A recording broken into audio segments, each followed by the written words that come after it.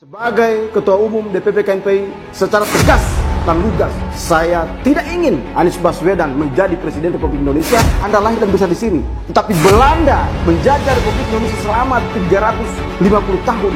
Mereka memiliki anak cucu dan lahir di sini. Mereka tetap saja penjajah dan tetap saja bukan bangsa Indonesia. Belanda juga datang ke Indonesia mengaku jadi pahlawan, ingin menyelamatkan ekonomi bangsa Indonesia, tetapi mereka tetap saja bukan putra-putra asli bangsa Indonesia.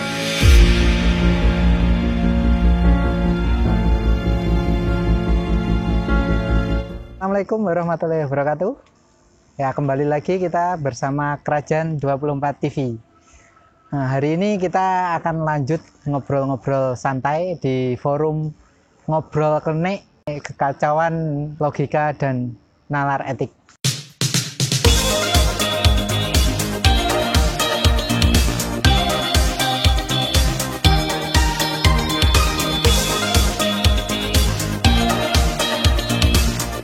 Hari ini kita akan banyak membahas soal yang saat ini lagi viral ini, Bang. Ini soal sosok yang ngaku ketua DPP KNPI, Laude Umar Bonte. Nah, ini lagi viral. Dia memberikan statement yang sifatnya itu sangat rasis gitu ke salah satu calon presiden gitu. Ke Anies Baswedan. Nah, tepatnya ke Anies Baswedan. Nah, kira-kira tanggapan dari Bang Slamet gimana ini? Jadi saya itu punya teman, jadi pernah cerita pada saya. Dia ditanya sama temannya, binatang apa yang paling rasis? Ya, teman saya ini kan yang jawab seadanya, ini salah. Terus ternyata teman saya akhirnya balik nanya, apa? Ya, anjing. Jadi anjing itu kalau ketemu siapa saja kan jeguk. Nah, ketemu kucing ya nyala, ketemu manusia juga nyala. Kecuali kalau dikasih tulang atau daging baru diam. Nah, terus teman saya ditanya, kenapa anjing itu kok rasis? Jawabannya katanya gini, karena anjing tidak pernah ikut penataran P4, penataran Pancasila, sehingga tidak mengerti nilai-nilai Pancasila. Itu hubungan rasisnya anjing dengan, tapi ini nggak ada hubungannya dengan pernyataan siapa itu ketua KNPI. Ya. Itu beda. Ini kan cuma cerita. Ini cerita yang lain. Nah, sekarang kita bahas masalah Laude Umar Bonte itu yang mengatakan Anies Arab ini, bahkan menyamakan Anies tidak layak karena pendatang, tidak layak jadi presiden, bahkan seolah-olah menyamakan keturunan Arab atau Anies itu dengan kolonial Belanda, dan orang datangnya orang-orang Belanda. Nah, ini kan kalau kita cermati, pertama kan ini kan seorang ketua KNPI, katanya saya ketua KNPI, karena saya nggak tahu KNPI itu kan banyak versi. Ada Haris Pratama dan lain sebagainya, itu kan banyak. Saya nggak paham betul, itu urusannya pemuda lah. Nah, cuma kan kalau dia benar ketua KNPI, masa sih otaknya seperti itu, pikirannya seperti itu. Nah, apalagi lah, ini yang menarik. Ternyata saya baca-baca itu dari media-media yang lain itu, dia ini adalah kader PDI Perjuangan. Oh. Dan relawan Ganjar Pranowo. Ini ada hubungannya. Kalau begitu, kenapa dia kok rasis banget? Ternyata dia kader. Oh, ada kepentingan berarti ya. Ada kepentingan politik soal pencapresan. Tapi sebenarnya kan nggak bisa seperti itu. Masa gara-gara punya calon, jadi relawan, terus kader seorang partai, kok terus tiba-tiba harus menyerang lawan politik dengan rasis? Pertama sebagai seorang tokoh pemuda katanya, tapi saya nggak yakin loh ya. Ini kan soal keyakinan. Terus kedua, relawan Ganjar Pranowo, kader PDIP. Saya dengar katanya caleg. Jadi nggak paham saya. Nah, dulu sempat di DPRD itu. Di informasi yang saya baca itu dia pernah jadi DPRD gitu. Ya, dari PDI juga.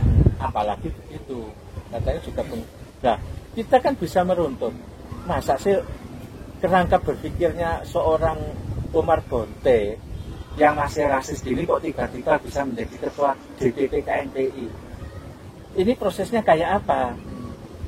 Justru saya mempertanyakan proses dia jadi ketua ini prosesnya gimana kok sampai orang yang pikirannya picik bahkan licik kok bisa jadi ketua KNPI. Kalau kronologisnya itu dia itu sebenarnya bukan ketua yang dari pemilihan, tapi dia sebagai PJ. Informasi yang dari beberapa media itu menunjukkan bahwa dia itu PJ. Saya nggak ngerti. Gitu. Saya nggak ngerti. Tapi kan itu urusan lain lah ya. Yang aneh itu kan dia kan selaku pimpinan pemuda, apalagi kan KNPI. Iya. Nah, di sini kan kita kan sudah tahu bahwa KNPI itu kan menaungi pemuda dari semua kalangan gitu, bangsa, semua juga organisasi juga yang ini ada berbagai ragam agama. Ya itu kan masuk ke KNPI itu. Tapi di sini kok dia ini memiliki kepentingan yang mungkin karena beda calon gitu kan, sehingga dia menyerangnya itu kan ya menurut saya juga nggak etis juga gitu ya, menyerangnya secara sara gitu ya, kan. Tapi saya lihat ini jangan-jangan nggak pernah baca bahwa dia kan seolah-olah kalau kita berbicara konstitusi kan sudah selesai. Iya. Ya coba lihat di pasal 26 atau itu kan sudah jelas, sudah ada amandemen dan lain sebagainya. Jadi justru nggak boleh mempersoalkan rasial itu, nggak boleh. Karena apa? Kita ini satu warga negara, penduduk Republik Indonesia. Syarat-syaratnya sudah jelas, ada undang-undangnya. Masalah kewarganegaraan, masalah kependudukan. Begitu juga hak-hak politiknya sudah ada aturan mainnya. Loh, ini kok tiba-tiba mengungkapkan atau membuat semacam provokasi seperti itu. Nah, berarti kalau secara tidak langsung ya, yang dia lakukan itu bisa dikategorikan black campaign atau enggak ya? Itu kan karena kan menyangkut ras gitu kan. Sedangkan kalau ketika melihat dari undang-undang, rasisme itu kan juga sudah dilarang gitu. Apalagi jadi, dalam momen-momen pemilu ini kan. Ini lebih dari black campaign. Bagi saya ini ya sudah penyebaran kebencian. Ujaran kebencian. Ujaran kebencian. Jadi ngeri. Iya, makanya ini harus jelas. Nah, seperti ini. Kenapa sih? Kadang-kadang kita ini kan akhir-akhir ini melihat ada kelompok-kelompok tertentu yang seolah-olah dia ini merasa benar, seolah-olah tidak tersentuh oleh proses-proses hukum, sehingga dia berani mengatakan apa saja. Nah, karena perasaan itu, kita juga kadang-kadang melihat ada perbedaan-perbedaan masalah penanganan, walaupun tidak semua, tapi hal-hal begini ini kan bahaya, karena berbicara rasis itu kan akan membawa pada dampak kebencian antar suku, antar golongan juga. Nah, kalau ini dilanjutkan, diterus-teruskan akan menjadi satu bahaya bagi NKRI. Nah, padahal selama ini yang ngomong seolah-olah NKRI ini kan PDI Perjuangan. Paling NKRI. Loh, ini ada kadernya kok diam aja. Kok belum ada pernyataan resmi dari pimpinan PDIP tentang kadernya yang bilang rasis ini. Mestinya kan harus ada. Ini dari sisi PDIP. Begitu juga dari sisi kepolisian. Mestinya harus cepat tanggap. Ini membahayakan. Mestinya harus tanggap. Tanpa ada laporan ini bisa ditindaklanjuti karena ini sudah menyebar. Masa nanti pura-pura nggak tahu dan sebagainya. Ini sudah menyebar di mana-mana. Ya mestinya begini-begini kan harus ada proses yang jelas. Proses tidak hanya sekedar penyelesaian di balik layar, tapi juga ada penyelesaian, ada proses-proses yang terukur terhadap masalah-masalah begini. Berarti kalau menurut Bang Samad sendiri, yang dilakukan ini sudah masuk ke delik hukum atau enggak ini? Yang dilakukan oleh pernyataan dari si Laude Umar ini. Saya ini kan bukan orang ahli hukum, tapi kan saya bisa merasakan bahwa ini termasuk membentuk, bisa menyebarkan, membuat ujaran kebencian rasial. Iya, Nah, iya.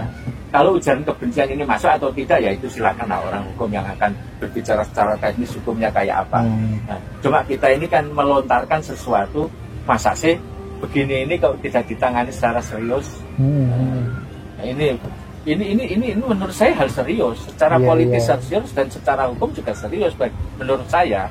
Nah, cuma begini, kalau Omar Bonte ini bisa pernah membaca, padahal amandemen UUD 45 itu yang berkaitan dengan warga negara, itu kan sebenarnya kalau kita baca dari naskah, latar belakang naskah dari Profesor Bagemanan almarhum itu kan sebetulnya karena apa? Undang-undang sebelum amandemen itu dirasa ada semacam diskriminasi konstitusi terhadap salah satu kelompok. Iya, iya. Ketika menyebut, mengidentifikasi sebagai warga negara Indonesia, Iya. sehingga perlu adanya amandemen. Ada beberapa pasal itu. Dan amandemen itu kan sampai berlangsung 3 kali, sejak tahun 2000 sampai 2002 kalau nggak salah. Nah, itu. Bahkan ada ahli hukum yang lain itu mengatakan, karena apa? Ini pasal itu di amandemen, pasal yang berkaitan dengan warga negara itu berkaitan dengan pendudukan itu di amandemen. Karena itu dianggap mewarisi cara berpikir kolonial. Kolonial itu kan penuh dengan strata, penuh dengan perbedaan suku, agama. Sehingga supaya tidak terjadi konflik-konflik kepentingan suku, agama, dan ras-ras dalam warga negara Republik Indonesia atau NKRI itu, maka kemudian itu diamandemen. Termasuk hak-hak warga negara untuk mencalonkan jadi presiden. Di situ sudah ada aturannya lengkap. Lah masa seorang ketua KNPI nggak paham seperti itu? Ya suruhlah belajar lagi. Tapi ini yang pasti, ini perlu ada penanganan serius. Baik dari PDIP karena itu kadernya, termasuk dari Ganjar Pranowo harus memberikan respon. Jangan terus pura-pura kayak dulu engkau pun tadi yang membuat narasi negatif terhadap Ning dari Lirboyo itu. Terus Ganjar Pranowo seolah-olah saya tidak kenal. Jangan begitulah. Ya, ini padahal satu tim. Tapi nggak mungkin ini ketua KNPI masa Ganjar Pranowo nggak kenal. Nah, ini harus diselesaikan, dikomunikasikan, dididik lah supaya tidak membuat semacam kegaduhan dan bisa menimbulkan konflik antar ras. Kita ini sudah lama, sejak lama itu sudah mencoba membuat semacam konsolidasi sosial supaya tidak ada konflik antar rasial ini, antar ras ini. Bahkan Gus Dur itu konsen dengan hal begitu. Gus Dur itu konsen terhadap hal begitu, masa mau dirusak di dalam rejim Jokowi ini. Dan ini kan sudah biasa. Makanya saya tadi katakan, seolah-olah ada satu kelompok yang merasa benar, yang merasa menang. Sehingga dia itu berani ngomong apa aja. Karena dia merasa punya kekuatan gitu ya. Seolah-olah tidak akan tersentuh, tidak akan diproses secara hukum. Nah, kalau itu kemudian menjadi sebuah stigma, menjadi persepsi terhadap kelompok lain, ini kan bahaya. Karena apa? Pertama, masyarakat, sebagian masyarakat tidak percaya dengan proses-proses di dalam pemerintahan, termasuk proses hukum. Kedua, kemudian turunnya trust publik terhadap pemerintahan ini secara keseluruhan. Nah, kalau hal-hal begini, muncul hal begini ini, sebenarnya seharusnya direspon secara cepat.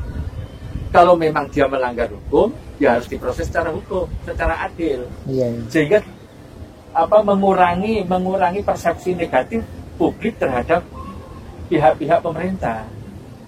Begitu juga yang berkaitan dengan partai yang dinaungi, termasuk dengan relawan Ganjar ini, itu juga harus merespon secara cepat. Jangan seolah-olah dibiarkan, karena ketika dibiarkan ini akan menjadi pembenaran. Oh, buktinya nggak apa-apa. Besok-besok lagi akan muncul. Dan jadi muncul narasi-narasi ujaran kebencian baru gitu ya. Nah, kalau itu muncul terus-menerus, itu akan menjadi puncak gunung es, akan meledak menjadi semacam konflik sosial, konflik politik, yang tidak bisa dikendalikan lagi. Nah, makanya hal-hal kecil ketika muncul itu harus ada respon dan harus ada penyelesaian yang yang restoratif lah.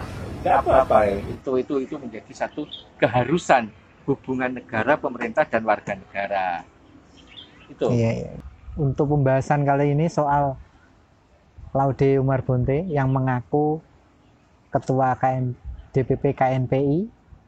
Ya, saya rasa dari perbincangan kali ini apa yang dilakukan oleh Laude ini sangat merugikan bagi rakyat Indonesia maupun bagi pemerintahan saat ini, karena sikap rasisme itu sangat dilarang oleh undang-undang di Indonesia. Cukup sekian, terima kasih telah menonton. Jangan lupa untuk like, komen, sama subscribe. Wassalamualaikum warahmatullahi wabarakatuh.